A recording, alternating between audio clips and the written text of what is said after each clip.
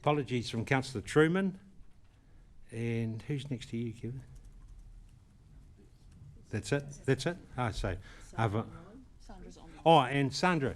Good morning, Sandra. Good morning, Your Worship. Councillor Greenslade from the wonderful Tūrangi area. Good to have you here, and hopefully there's not too much rain down there. Yes, it is. There's a heavy rain watch for Tongariro. All right, I'd just like everyone to be upstanding for their karakia to get us underway for the day. Thank you. Tue ki te Māori o te whenua. Tue ki te mana o te tangata. Tue ki te pono, te hara. Kia piki, kia eki, kia te tomata, hui e, tai ki e. Thank you very much. Right, just before I ask the CEO, no opening comments from you? No? As I say, no questions at this stage until if you could write them down, councillors, and we'll have the questions later. But presenters today, we've got Mr. David Ramaka and we've got Sue Maver. Welcome, team, who've been working on this project. So I'll open the floor to you guys and let you start the proceedings. Thank you.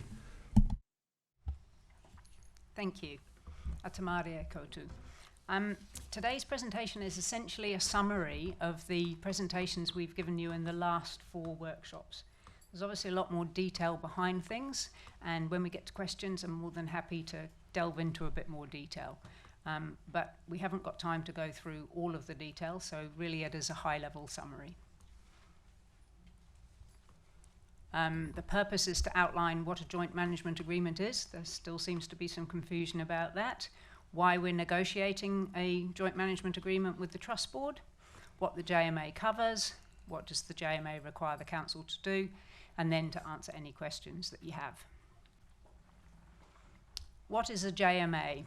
A JMA is essentially a legal agreement between a council and an iwi authority about jointly managing a natural resource.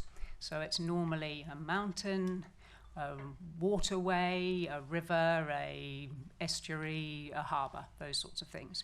You'll be aware there's a number of JMAs in place with councils and iwi authorities across the country.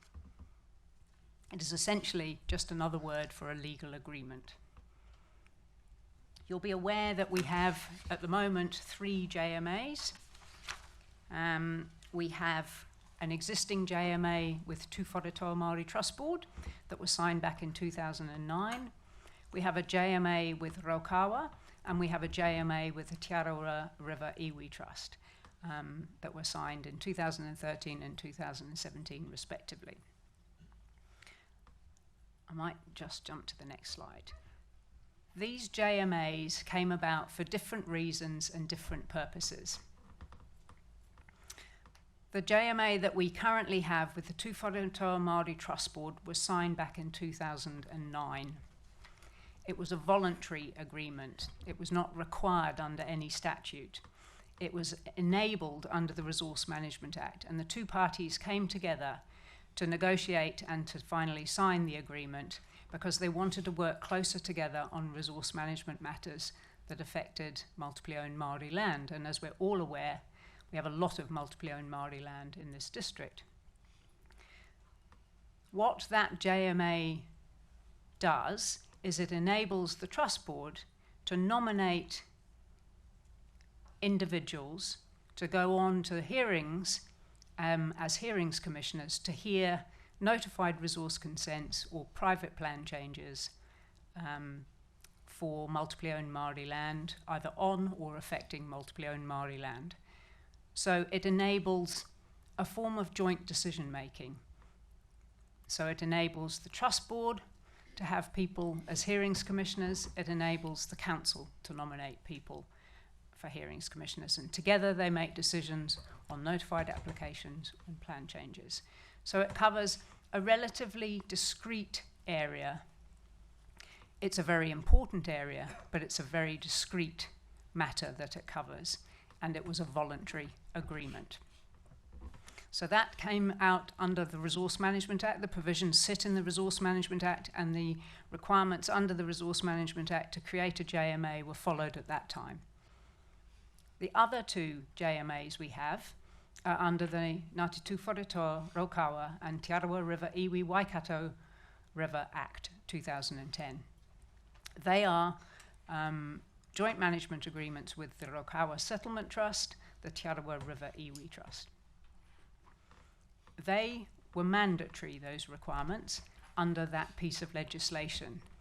This JMA that we're negotiating at the moment with the Trust Board is also mandatory under that piece of legislation. It's the same requirement under that piece of legislation. So I think we need to be clear about the existing JMAs that we have. They come from different backgrounds and different purposes.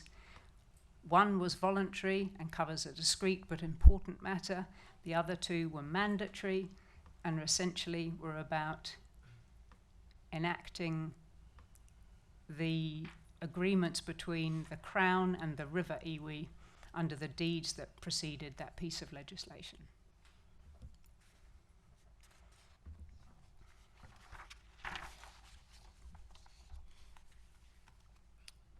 So why are we doing this? Our waterways are important to all of us for many, many different reasons.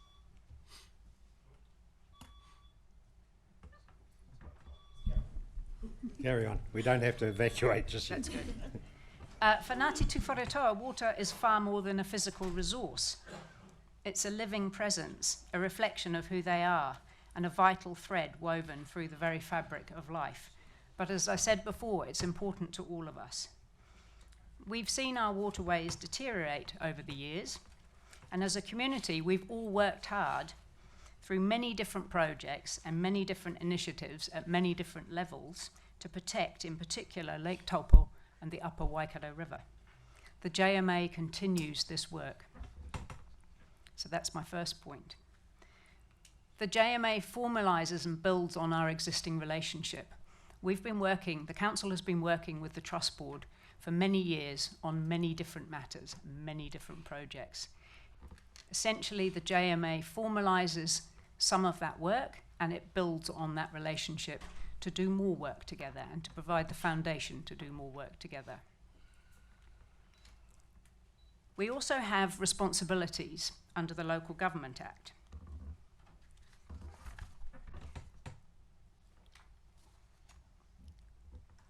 We are required, and I can never find the quote, I thought I'd written it down, which is annoying.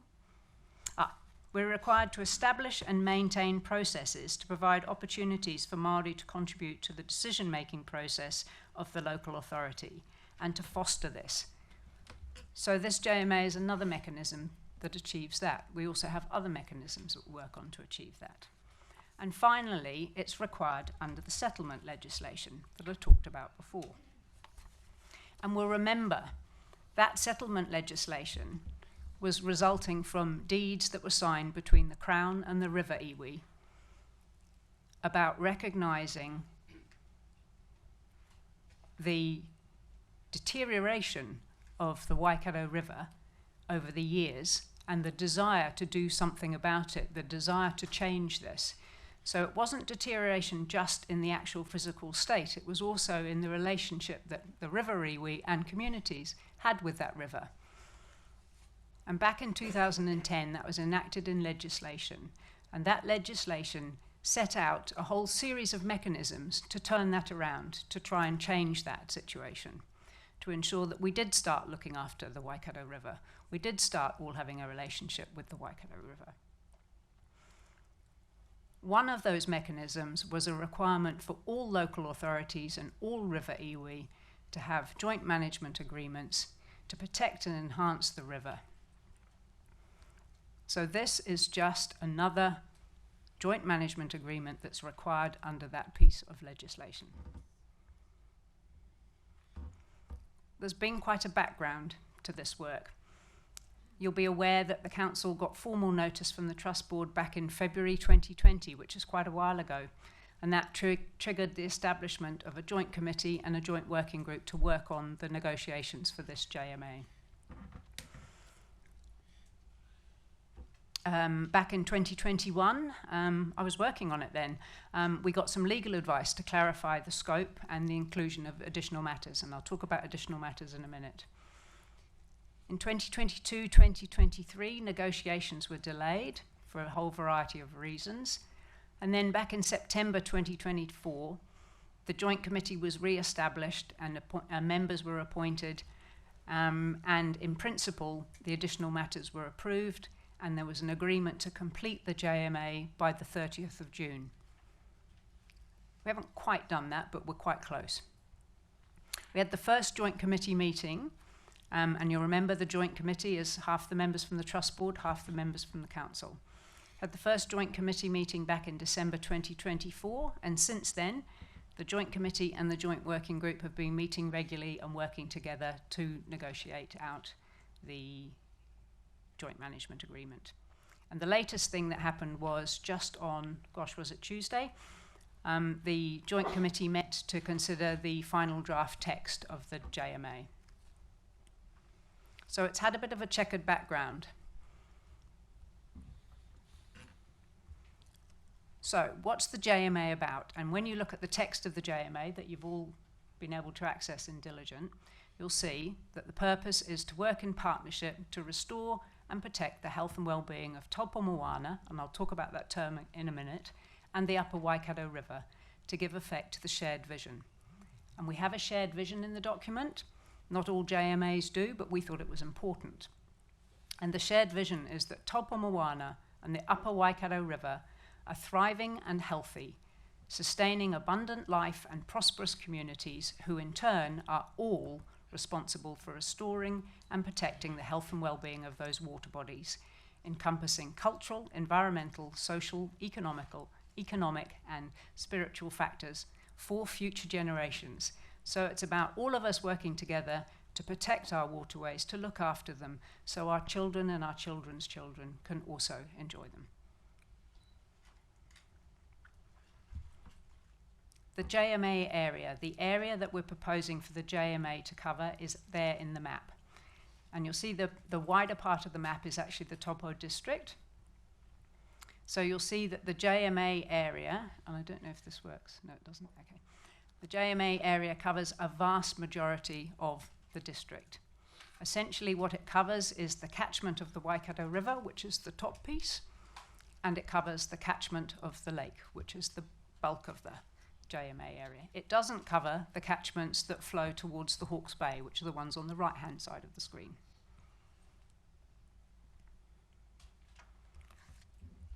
Under the legislation, it's quite prescriptive about what must be covered and what can be covered. What must be covered are matters relating to the Waikato River and activities within the catchment affecting the Waikato River. And when you think about that, that makes sense. We talked about where this came from and why. That makes complete sense. The legislation is trying to ensure that we protect and restore the Waikato River because they recognise that in the past that hasn't happened. And so the JMA must cover those matters. It also must cover processes for working together, both the Trust Board and the Council working together on RMA monitoring and enforcement, RMA plan making, RMA resource consents, and enabling customary activities to be carried out as permitted activities. Now, there's quite a lot wrapped up in those matters. RMA monitoring and enforcement, for example, covers state of the environment monitoring that we're required to do under the RMA. It covers monitoring of resource consents that we're required to do under the RMA. It covers monitoring of the district plan and how effective it is. It covers a whole series of things. RMA plan making refers to the district plan. So the making of the district plan in the first place, the reviewing of it, the changing of it. RMA resource consents effectively refers to processing of resource consents. And enabling customary activities to be carried out as permitted. I'm imagining through the process of negotiation in the deeds and the legislation that it was shown that some customary activities are not allowed to go ahead as of right, and that people needed to apply for all sorts of different types of authorities from councils to carry out those customary activities. And obviously that's not desirable if it's a customary activity. So it's looking into whether or not customary activities are permitted under various requirements and rules and regulations that we administer. So those are the things that must be included.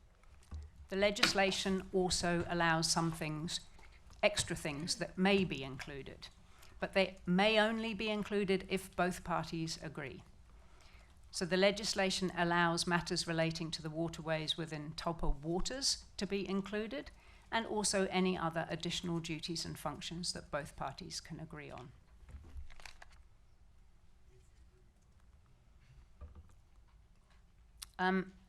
Taupō waters is a technical term.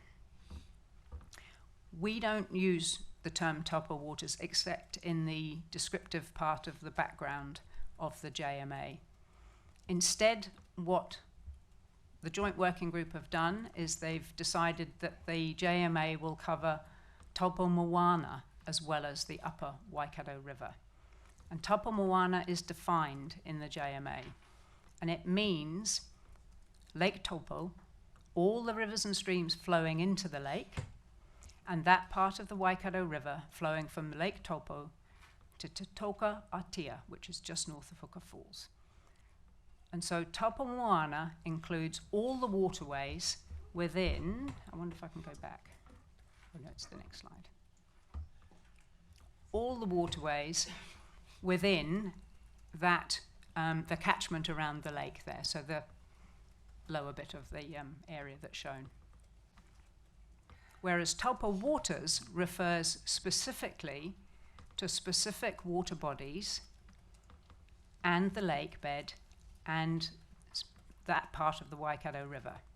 It doesn't refer to all of the water bodies that flow into the lake. And there's a lot of history behind what Taupō waters is and why it is what it is. But we believed that if we were to protect the lake, if we were to protect the Waikato River, we need also to protect all the waterways that flow into that. It's an integrated system, and it works as an integrated system. We need to ensure all of them are protected, not just some of them. So that's why we've extended it to Taupō Moana.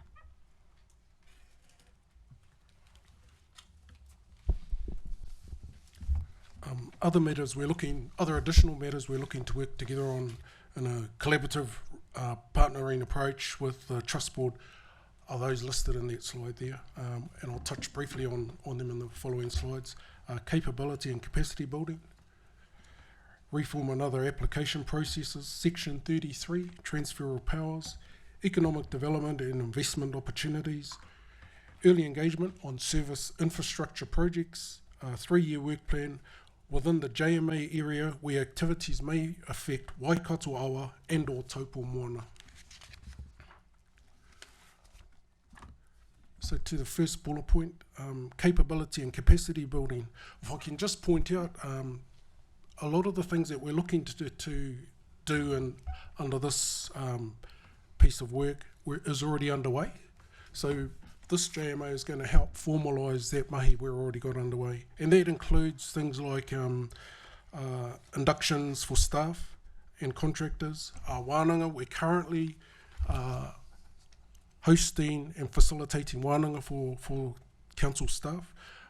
Marae visits or noho marae, ditto, we're doing the same for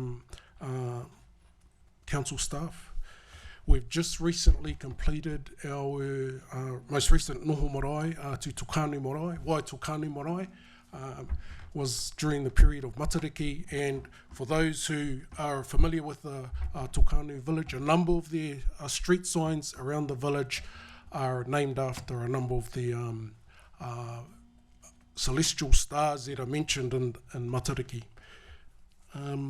Other things include, there's also the opportunity for secondments between both organisations around particular areas of interest to either party, and also around understanding each other's legislation and business.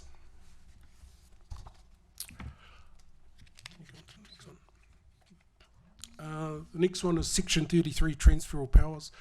Just to advise, this isn't setting a precedent. The Trust Board already has a Section 33 transfer of power arrangement with the Waikato Regional Council in relation to water quality monitoring.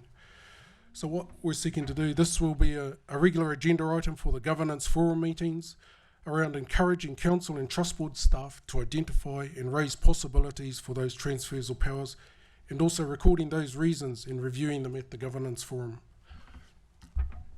Economic development and investment opportunities. This is around acknowledging the contribution of both parties and their respective mahi to the local economy.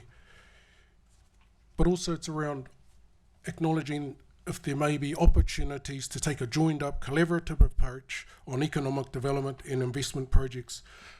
It also acknowledges that each party has economic development and investment relationships with other entities, and this won't impact on their ability to pursue other opportunities with those other entities.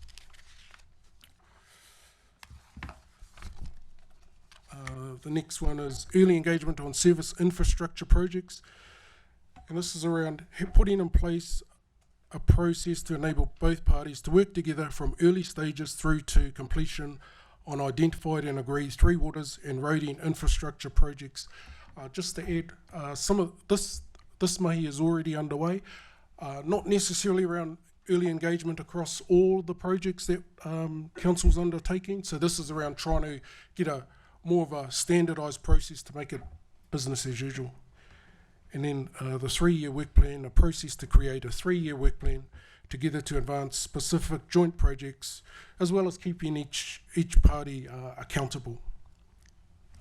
You got anything else to add? That's good.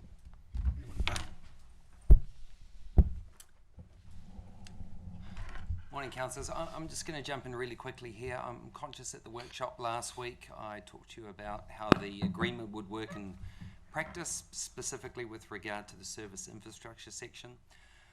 One of the things that I said as part of that was that the council would have to agree with the trust board on the projects that this section would apply to.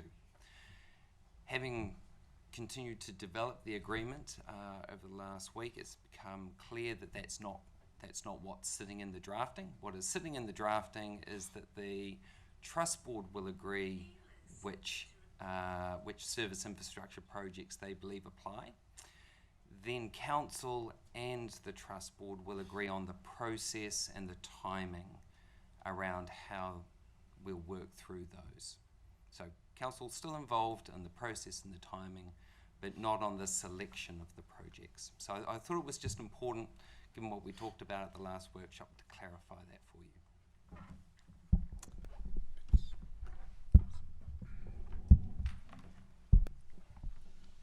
As we've said earlier, some but not all parts of this JMA are already being done. It just formalises what the two parties are doing together. So some of the review, change or variation excuse me, of a district plan is already happening.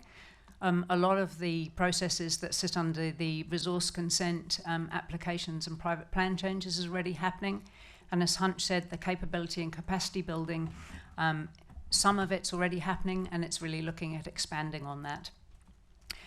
Also, the reform and other application responses, Nick's team already share their early submissions on legislation or on documents that have been open for consultation with the Trust Board. That's already beginning to happen. Section 33, transfer of power clauses, it sounds really scary. It's already there under the Resource Management Act. It's available for anyone to pick up and use under the Resource Management Act. All this, the clauses in the Joint Management Agreement do is require both parties to talk about it regularly and to think about it regularly and to work out whether or not it could or should be used. If it is used under the RMA, you'll see there's a very involved process of consultation and involvement of the public that has to occur. The economic development and investment opportunities clauses essentially are voluntary and are there for mutual benefit. I think Hunch talked about that. The engagement on service infrastructure projects is already being done for some projects. At the moment, the engagement is a lot later in the development of the projects than the Trust Board would like. They'd like to be involved earlier. And so this process that we've set in place under the JMA is about involving the Trust Board early in the projects, the service infrastructure projects that they want to be involved, that they believe will affect affect Taupo Moana and affect the Waikato River. The 3-year work plans, we don't currently have 3-year work plans that we have with the Trust Board, but we do already work together on projects like lakeside erosion. And the 3-year work plans essentially are about formalising the work that happens on those projects, about recording them in a document, about ensuring there are timelines assigned to them and resourcing assigned to them. So it doesn't change the fact that we already work on projects, it just formalises that and keeps us both honest in our delivery of those projects. What's next? I said earlier that the Joint Committee considered the final draft of the JMA text on the 1st of July, which was Tuesday. That text is in diligent now for your viewing. I think it was put there last night. I understand the Trust Board is meeting to consider the JMA on the 25th. I hope I've got that date right. And the Council is proposing to consider the final JMA text on the 31st of July. If the JMA is approved, then there's a requirement to notify the Minister for the Environment, and then we get on with the implementation of it.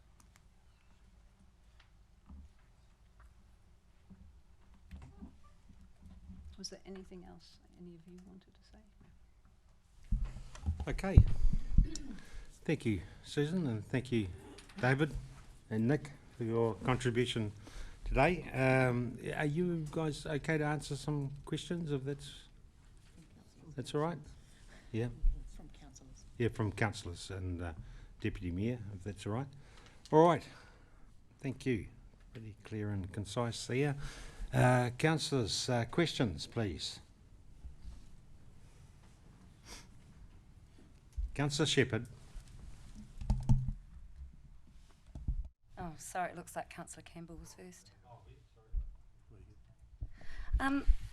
I would just like to clarify, I certainly understand the requirement for a JMA under the Rivers Act and the specific areas.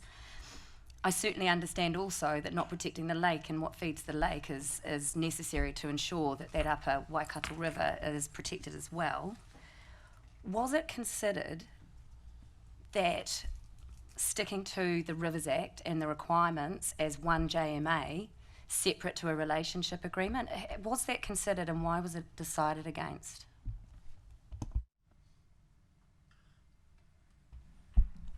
Julie, do you want to answer that? Because I wasn't involved in the earlier stages before that had happened.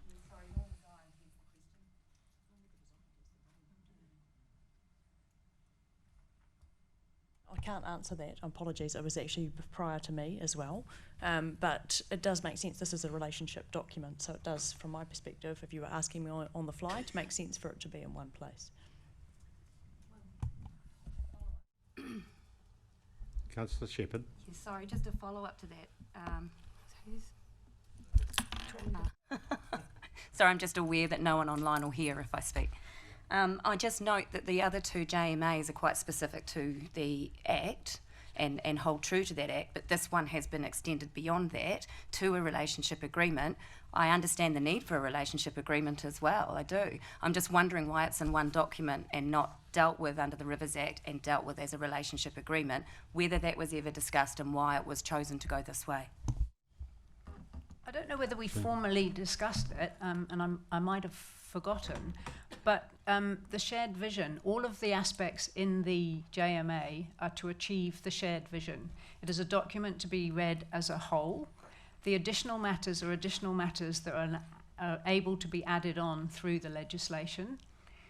It was decided for the Raukawa and the Tarat ones not to add additional matters, and again, Nick was here when they were done, so can probably answer why. But for this one, because time has passed, we've matured in our development of JMAs. The Trust Board had just finished when they back in 2020 when they notified the council they wanted to start working on this. They'd just finished working with the Waikato Regional Council on their JMA.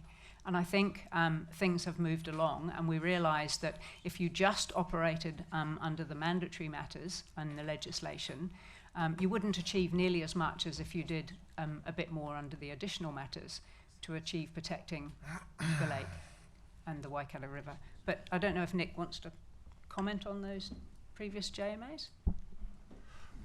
Nick?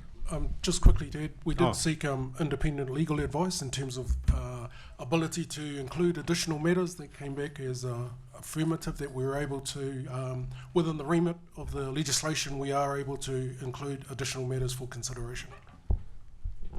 Nick? I guess all I would add, given I wasn't involved in those early part of the discussions around the development of the JMA, is I think what you've seen over time is a progression. So when the joint management agreements with Rokawa and Tarrant were developed, there was very much a focus on let's meet the legislative requirements. And at the time, both those iwi authorities were looking to move quite fast. So there was very much a focus on let's get done what we can now. What we've probably subsequently seen is the evolution of council's, I guess, working relationship with iwi authorities. And the prime example is the evolution in terms of the mana whakahonu agreement that we have with Ngāti Turangi-Tukua, which goes again beyond the legislative requirements which sit within the Resource Management Act. And I think the negotiation of this joint management agreement is simply reflecting the evolution of the way that council works with its iwi authorities. Councillor Campbell.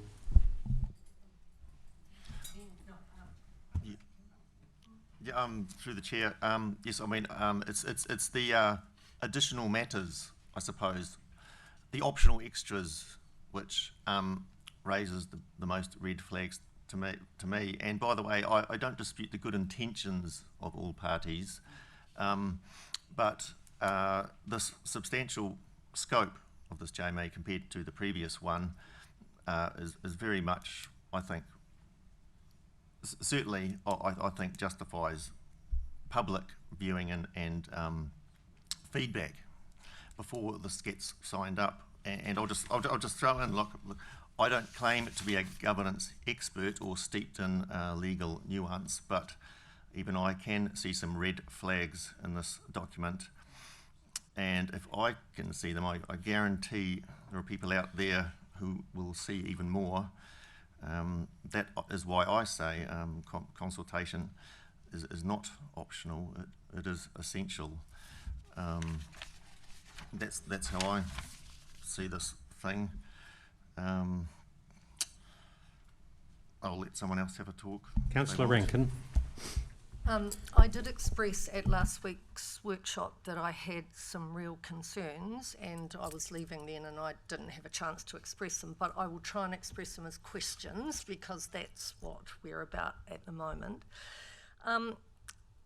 Can someone explain to me why it is so essential that we do this before an election that is only months away? And if we have a new council that's different than the ones sitting around here, and this chooses to be undone, the damage to the relationship will be immense. So why is there the pressure on us to do this before the election? Timeline, because we're late now, are we? Well, correct? We're quite overdue. Well, we're not overdue for the choice part, so why is there this pressure to do the additional stuff so close to the election? Because I've heard you talk about it, but I'm sorry, I still don't understand why it's so vital to do it at our next council meeting. I guess this follows from the Act, and this has been an outstanding matter between us and the Trust Board for a number of years. We've been requested to do this piece of work. The work that the staff have done follows a resolution that Council passed in September last year, which was to have it done by the end of June. So we've been following that resolution. It seems a very unusual amount of pressure to me. It doesn't feel right. Can I go on and ask a question, or do you want me to? I'm happy to take my turn. Continue on, Councillor Rankin. Thank you. How did the staff come to the conclusion when you read the documents, and they are very complex and they involve a huge amount of change?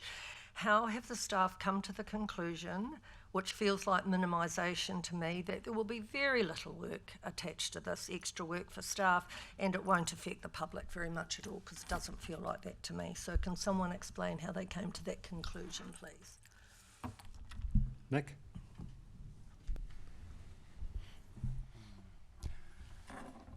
I guess the starting point in terms of responding to that is to note that this is an agreement which is about the way that the Trust Board and Council works together.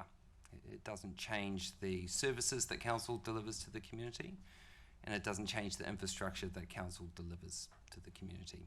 Those are set down through the long-term plan and through annual plans. What this agreement's meant to do is set out the processes that the Council and the Trust Board will work through to make sure that those services and that infrastructure is delivered in a way that best reflects the shared vision that Sue talked about, which sits at the front end of the agreement. When looking at the consequences of this agreement, we've looked at the consequences to the delivery of those services and that infrastructure. And in the discussion, the advice that we've had previously presented to you, you will have noted that we've talked about the potential for there to be additional time involved in some of those processes, and as a consequence, some potential cost increases. And certainly the service infrastructure part of the agreement is probably the prime area where some of that additional time and cost could come in. You will have heard me say just before that the Trust Board will identify the work that Council's already intending to do, that they have an interest in, but then Council has control over the discussion around the timeframes and the process related to that, and ultimately the budget related to that. So this agreement doesn't take away the final decision making that rests with Council. That still continues to rest with you. What it's intended to do is to articulate the processes that the two parties will use to work together. So on that basis, our assumption at this point is that this agreement, when it's implemented, won't have a substantial increase in costs or time beyond Council's control in relation to those processes.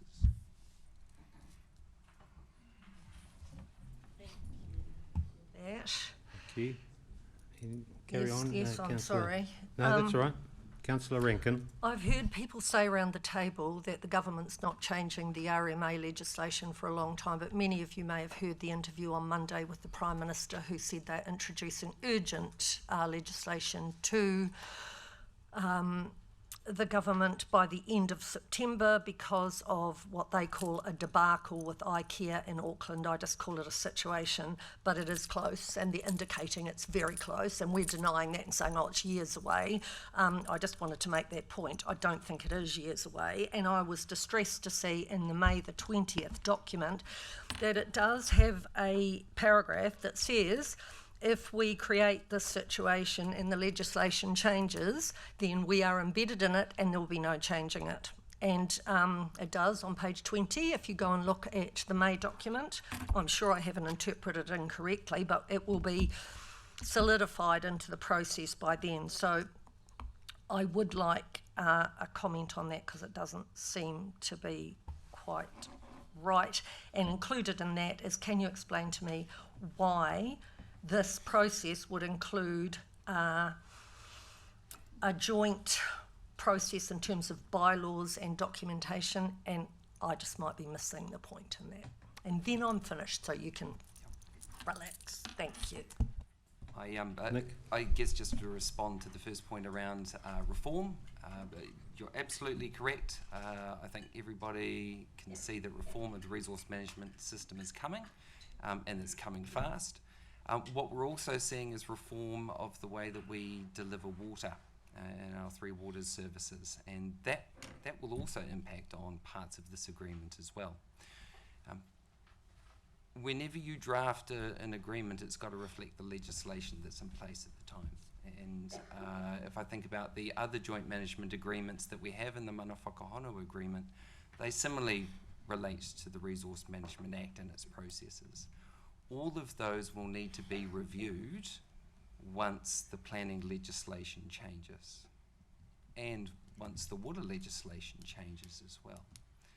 So that's just a given. Now, if that legislation changes fast, then we'll have to review fast. If it takes longer, then we'll change it at that point. But it will need to be reviewed. So I can categorically confirm that. Second point was around why are we involving other processes beyond the Resource Management Act? I think that's specifically in relation to customary activities. And well, I guess not in the context of the previous 2 JMAs we've done under this legislation. What we've signalled through that section in the draft agreement talking about customary activities is there is the potential that council has regulations, be they under the RMA, bylaws, reserve management plans or other processes that could potentially impact on customary activities that are undertaken. Now, I've had the pleasure of working here for close to 26 years. I've yet to come across an instance where a customary activity has been raised as not being undertaken as a result of council's regulatory processes. That's not to say that that's not actually happening. Those customary activities may just be taking place regardless. All that section is requiring is for council and the trust board to have a conversation if the trust board is aware of a situation where a council regulation might be having some sort of restricting impact. It doesn't commit council to changing that regulation. It simply commits council to having a conversation. And then, if the parties agree that it's worth reviewing that regulation, then we'll go ahead and we'll do that. So if we've got a bylaw that prevents a particular activity that is a problem, we'll agree to talk about reviewing that bylaw. What we've also signalled in the document is we'll have a conversation about when and how we do that. So bylaws, as an example, have a 10-year review cycle process. We could feasibly suggest we'll pick up that issue when we get to the next 10-year review of that bylaw. So again, there's an element of control from a council perspective talking about the timing and the process and therefore the budget that sits associated with that. Thank you for your answers. I do agree with the purpose. I'm not concerned about the purpose. I'm concerned about the complexity of what we're committing to. Thank you, Councillor Rankin. Councillor Greenslade, did you have your hand up or? Yes, I did, Your Worship. Thank you very much. Councillor Greenslade. The clause that Councillor Rankin is looking for is on page 25. It's clause number 164, and it says there is no right to terminate the agreement. So that's the clause that she's looking for. As in all things in life, timing is everything. And I am concerned about the timing of this JMA. I think that events could overtake us in the very near future. The comment that the Prime Minister made about the RMA and that legislation coming to the House, I think is extremely important, and we are right in the middle of local water done well. We have put forward a proposal to the government to be a standalone business unit, but I also note that most other councils across our wider district are not standalone, and they have joined Waikato Water Done Well. And it is quite conceivable that the government could come back and say to us that actually we don't agree with this, we think that you should join this other organisation. Our own standalone business unit is only going to be in place for 2 years, and again we're going to have to review that. So again, to me, putting this through at this time, I don't think we've got the timing right. I'd also like to just ask staff a couple of questions. And this has been very much based on the work that I've been doing in the southern settlements, particularly around the erosion. We are having to work, of course, with Waikato Regional Council down there with resource consents.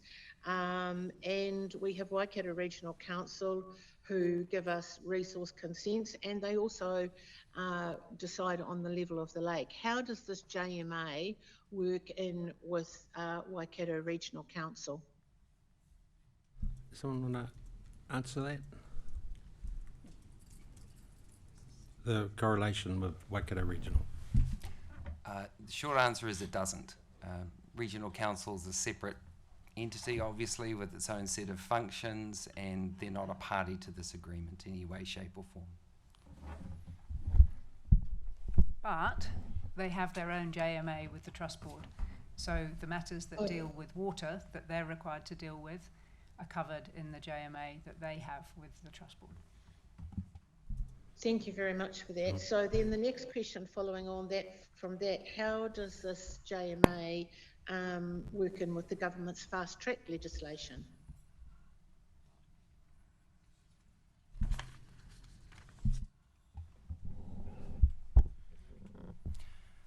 If there's a fast track proposal that comes through in our district, then this agreement simply signals that council will have a chat with Te Whātua Māori Trust Board about that. And we might work together in terms of any submission that goes forward in terms of that process, but it certainly doesn't commit council to doing so, and it doesn't commit council to having the same view as the Trust Board on a fast track proposal. Thank you very much, staff. I mean, I think that does sort of answer my question to the extent I don't think we've got the timing right. I think that as a council, I think we need to look at moving it out. Councillor Rankin suggested after the election. It does feel very, very tight. I think there's a lot of questions, and I think there's a lot of answers still to be had. And I wouldn't like to see something rushed through that could, in the long run, be very, very effective and work very well in our district, just over a timing issue. Thank you, Your Worship. Thank you, Councillor Greenslade. Councillor Campbell. Yeah, through the chair, just briefly, I mean, this is a big deal. It is a substantial extension, and regarding the timing, I think my own opinion is that it doesn't matter when it happens, but the public should have their input and feedback, whether it's this council or the next council. I think that's paramount. And if it's going to happen with this council now, then it's up to us elected members to decide whether that can happen. And I'll just through the chair. Are we going to wrap this up at exactly 12? Are we? We're not going to. Was any? We'll just see how questions go, and that was the timeline. But I've just got one other point to make, I suppose. I mean, and it's about language. Language in agreements and documents, even if they're not necessarily hard and fast legal obligations, words are important. Language matters. If you have concepts like mana, excuse my pronunciation, rangatiratanga and kaitiakitanga, if they're inscribed in these documents, I mean, the real power is not just making the decisions when they come to us as elected members. If they're grassroots assumptions and values, then it shapes what comes to the table here. And once staff start working on these anchors, the output reflects it. And in my experience working at this place, by the time it reaches elected members for us to decide anything, the direction is already well set, and rejecting it can take overwhelming force. And I suppose some examples in outside this council would be, well, Local Government Act, the 4 well-beings. They're words and principles and aims, but councils all over the place have used that to justify doing whatever the heck they want. Yeah. Thank you. Councillor Rankin. Councillor Greensay quoted the wrong bit that I was actually referring to, although hers was interesting, these were in workshop notes on page 20 of the May papers, and it says the joint management agreement was being negotiated now so that it would endure through further reform of legislation by central government, and that really concerns me. So I didn't imagine it. People's faces were looking shocked that I'd found that, but I didn't imagine it because I've read it several times, and that really worried me about why we would do this if that is the case. So thank you. I think the Thank you, answer is Councillor that Ricken. we were aware that there is lots of legislation change coming up, and that the JMA would need to respond to that legislation change. There's a clause in there, I don't remember which number, that says, that one about review, that essentially says if legislation changes, we can, both parties can get together and can review it. So the intent of the document remains in place, even though the legislation has changed, because we are aware a lot of legislation will change. Just through the chair, just to clarify, that wording is on page 24 of the version you were sent yesterday, under the heading Review and Amendment of Agreement. So clauses 156, 157, 158 and 159. Thank you, Hadley. Any other questions or queries? Councillor Williamson and then Councillor Taylor. Thank you. I just want to firstly just give a bit of a backtrack a wee bit to make sure there's no confusion around about the process in terms of the advice given to us as in previous councillors. All these agendas are actually on the website for public consumption anyway, and I'll just go back to the resolution in June 2020.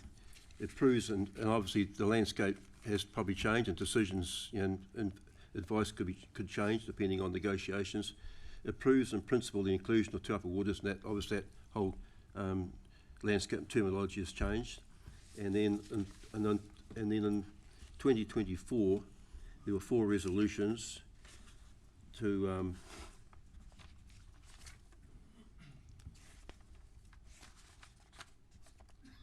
re-establish the joint committee. I must just point out here, obviously this is a joint management agreement, not a co-governance or a governance. The Taupō District Council has complete oversight in any decisions made through a long-term plan or 3-year plan process. And the other ones, so they pointed the second recommendation, which was adopted, appointed the committee, approves in principle the additional matters by Te Papamārearea Trust Board may be included, and that was a majority decision, which is democracy.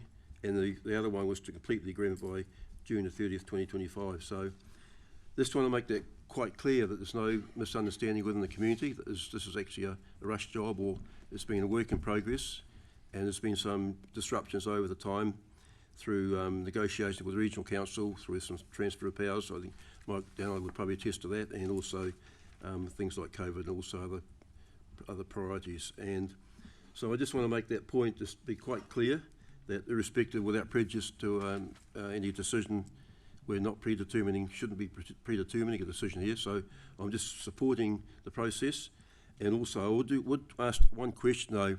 Have seen this historically about, obviously Duncan, I appreciate Duncan's point about whether it's made now or transferred over to a net triennial. I've seen this historically. This doesn't necessarily work. And it's obviously talking history. And also I have a problem governing by anticipation.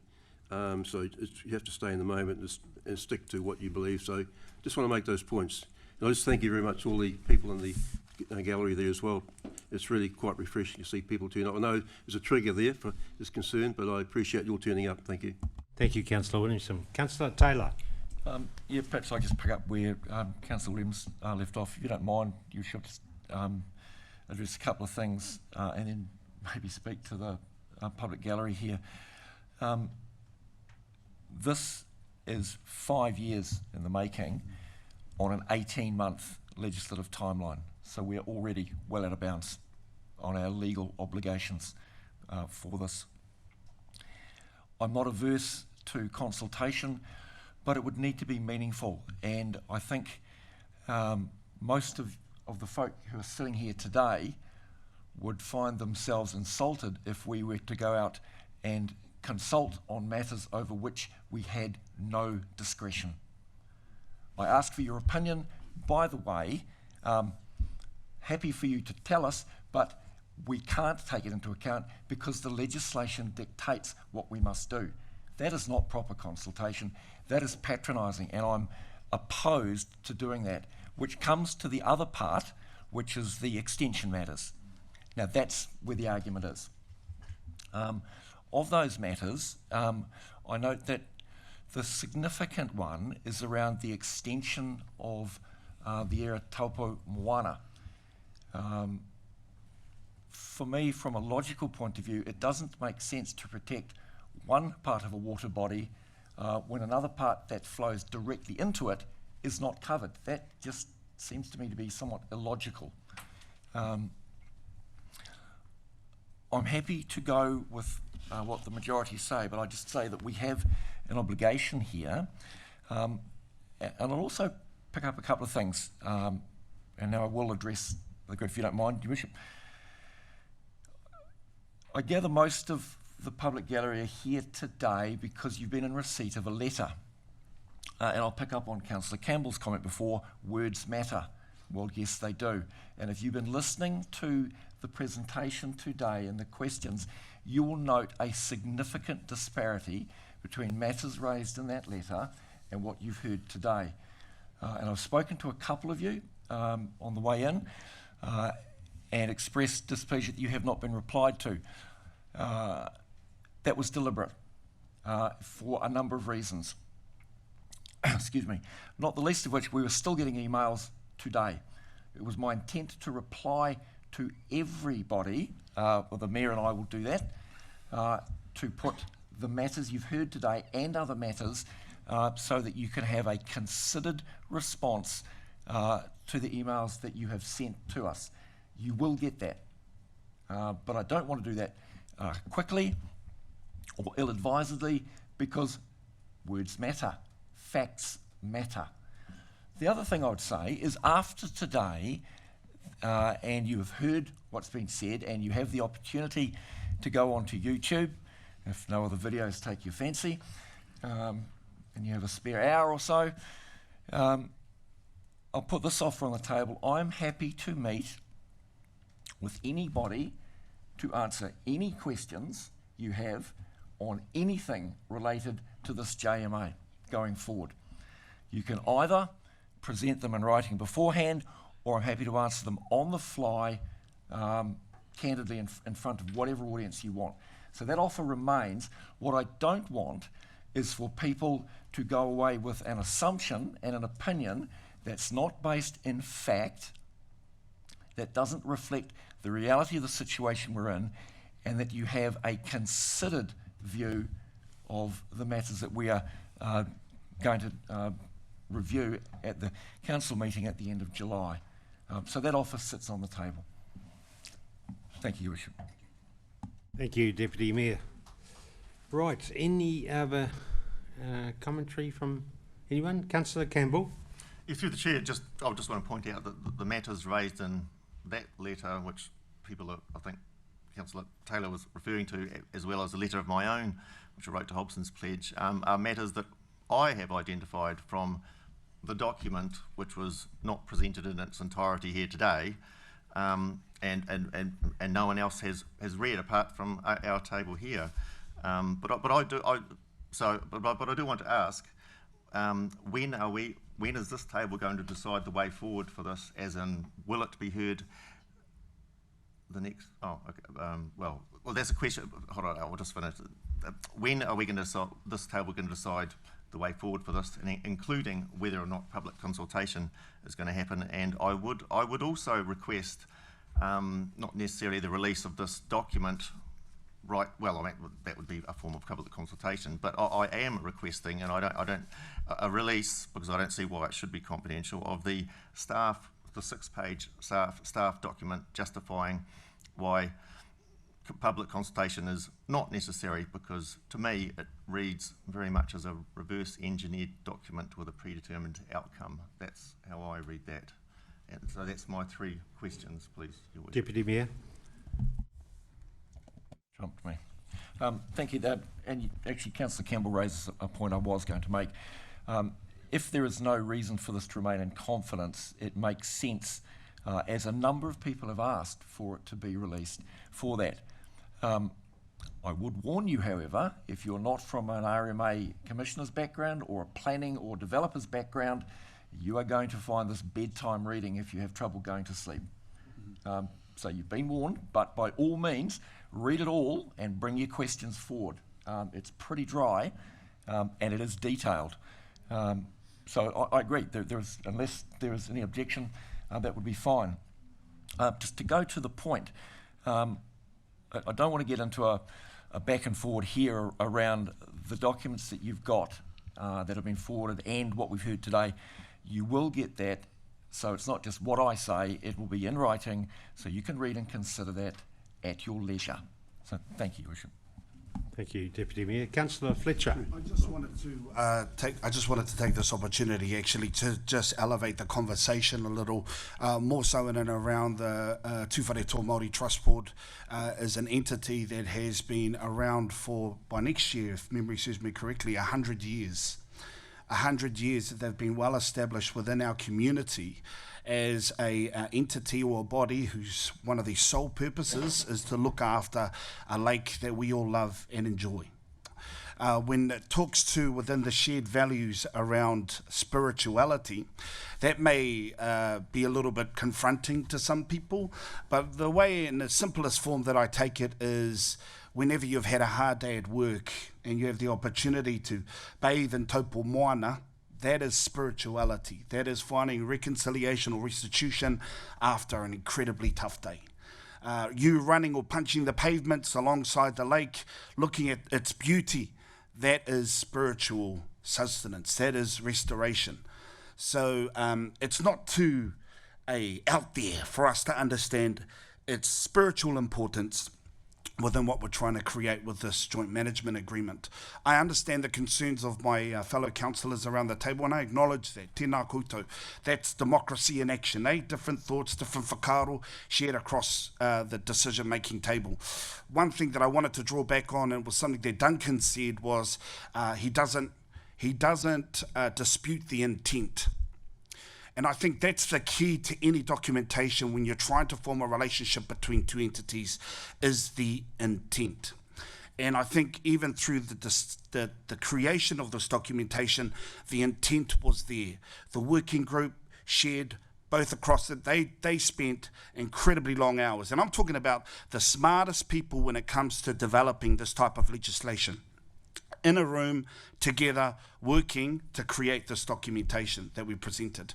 We had a subcommittee made up of both trustees and councillors from the Tūwhareto Māori Trust Board and the Taupō District Council, working collaboratively to try and create something.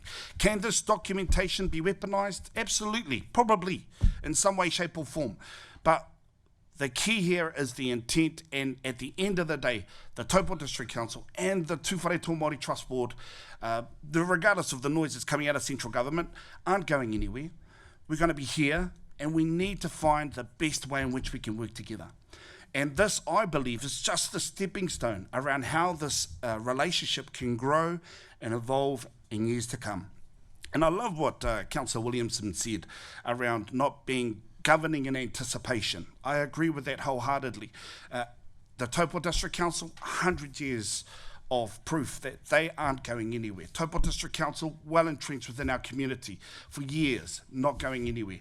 Let's try to figure this out. We've had a lot of time. I know there's a corridor around pushing this through under urgency there. We've had a lot of time, a lot of discussions, and I believe this is only a stepping stone. And as Nick said, there's an opportunity that as we grow in this space, it starts to evolve as we do. So I just wanted to share that as my whakaaro today. Kia ora. So e mihi ana. Kia ora, Councillor Fletcher.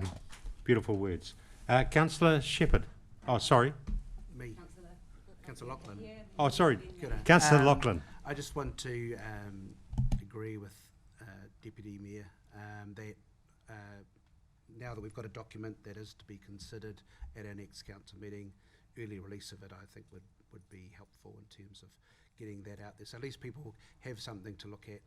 But again, I've always been quite clear that it's about protecting the health and well-being of Taupō Moana and the Waikato River. So and those things are dear to my heart, and I think they are all part of the vision of this council as well, in terms of looking after our, an important. Oh, sorry, but I don't mind say that again. So I'm just supporting the early release of the document, even though it will be in the council agenda, but also just wanted to agree that protecting the health and well-being of Lake Taupō and the Waikato River is extremely important for this whole community. Kia ora. Kia ora. Thank you, Councillor Lachlan. Councillor Campbell, and then Councillor Shepherd. Yeah, through the chair. I mean, I'm hearing some reassuring words of releasing the document and everything, but that's still a form of informing the public. That's not actually consulting them and asking for feedback before making a decision. I'd like to point out that difference. That's nice. That is good. That's a start, and I'd like it to be.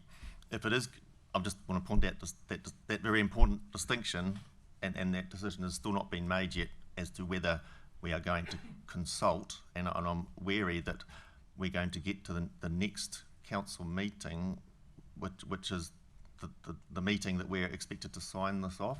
Is that right? No? Sorry? Or not? So I'm very wary that we will get to that meeting and there has been no public consultation. Some people have got to see it beforehand, but there's been no opportunity to actually influence the decision. And I'd like to also point out to Councillor Fletcher. I mean, yes, I did mention good intentions, but just I'd like to also point out that some of the worst outcomes in world history have come from good intentions. So good intentions, I'm afraid, are not enough. Okay, well, just on the back of Councillor Campbell, what I will request with the support of the council that we do a bit of work on the consultation to see what the implications are of all that sort of thing and what the delays will be. Is that feasible to the staff, Nick, and your team? So we at least we know as a council whether, I know you've done a lot of work on it, Nick, that we need to, that would it help to consult. So I'll just put that to the staff. If you could come back to us on that one, that would be cool. Just through the chair. Yes. Yeah, just to confirm, sorry Your Worship. Yes, we can certainly do that. We can bring, so there's a council agenda item for the July meeting. So if that's the direction of elected members, we can bring some options back to you to that meeting, if that's what you're seeking. Okay, cool. Thank you. Councillor Shepherd and then Deputy. Thank you. Correct? Oh, no, yeah. Thank Councillor you, Shepherd. Your Worship. Look, more of a statement, I must say, less of a question. Look, I understand the legal requirement for the JMA under the Rivers Act. I understand the need for a relationship agreement for the entire district, actually. I understand it's been a long and complicated, protracted process with stops and starts along the way. In fact, I'm still learning, even today, about what's happened in that process. I also note that we saw the document for the first time, I think it was just 3 or 4 weeks ago. So trying to wrap our heads around that, follow all the links to the RMA has been interesting, to say the least. And I'm picking up on the intent, and I have no question that the intent is very genuine on both parties. I truly believe that. But when it comes to negotiating legally binding documents, I'm of the opinion that it's not about what will happen, it's about what could happen, and making sure that we get it absolutely right for both parties. This isn't just an agreement for this council and this trust board. This is for future councils and future iterations of the trust board. I believe fully that we owe it to the entire district to get this right. And I am a little concerned about the document, having only just read it, really, and the changes keep coming. So I'll just pop that out there for now. Certainly appreciate the kōrero, certainly appreciate the intent, and I believe it is genuine. We've just got to get this right. Thank you, Councillor Shepherd. Who? Oh, Councillor Kylie Leonard. As part of helping to formulate our understanding and the impact of this agreement, is there the capacity or ability to step us through an example of a consent that's already gone through under the current situation and what that process would look like under this new agreement, to give us a working example of what this could look like? I don't believe you can answer that or give me that example now, but that would certainly help to inform my understanding of the consequences of this agreement as it stands and what changes there might be. Are there not? I just think that would be very helpful. Thank you. Cool. Thank you, Councillor Leonard. I see the guys are furiously writing there, so I'm sure they'll come up with an example. You don't want to answer that now, or no? Heather can prepare something that she Yes. can circulate. Thank you very much. Councillor Campbell. Yeah, through the chair, I mean, it feels like a little bit with a dog with a bone here, but I just want to request some clarity on the way forward for this, because I can see that, yes, we have the next council meeting is scheduled for 31st of July, and at the moment, this JMA is scheduled for signing off on the 31st of July, and that seems to be the next opportunity we have to also discuss what we're going to be doing with this JMA. So I would like to propose that at that council meeting, instead of it being tabled for signing off, that it instead be tabled for deciding what we're going to do for the way forward, whether it includes public consultation or whether it's going to be for the next election, and then if it then that could wait for a subsequent meeting if it really is decided to get signed off. Was that clear as mud? Deputy Mayor. So if I could, again, I remind you of your comment before, words are important, language is important. It is not being presented on the agenda item for signing off. It's being presented on the agenda item for discussion. One of the options is that we sign it off. There are other options available, and not the least of which is the Mayor has suggested that perhaps around consultation and a consultation process could be. But to frame it in such a way that it is being presented so we sign it off smacks of predetermination, and I'm sorry, but I don't subscribe to that. So I don't believe that's what was intended. Thank you, Deputy. Any other questions or queries? Well, that being the case, thank you very much, everyone, for coming today. I hope we've got a clearer understanding of what the agreement's all about, and the Deputy Mayor has offered to meet anyone one-on-one regarding the process going forward. Group. A group. So thank you, the members of the staff. No questions from the public at the moment, but you're most welcome to answer one of the councillors afterwards. But I think we'd be here quite a considerable amount of time if we open to questions from the floor. But thank you so much. Thank you to the press coming. Thank you everyone taking the time out today. And I think the intention is we've got a beautiful lake and we've got beautiful tributaries coming into that lake, and we want to look after them. So I'll leave it with you. Thank you very much. The workshop is now closed. Thank you. Closing karakia. Thank you. Unia tireto o tino hui. Kia wate e ranga. Kia wate e raro. Ari ki te tika. Ari ki te pai. Hui e taiki e. Thank you.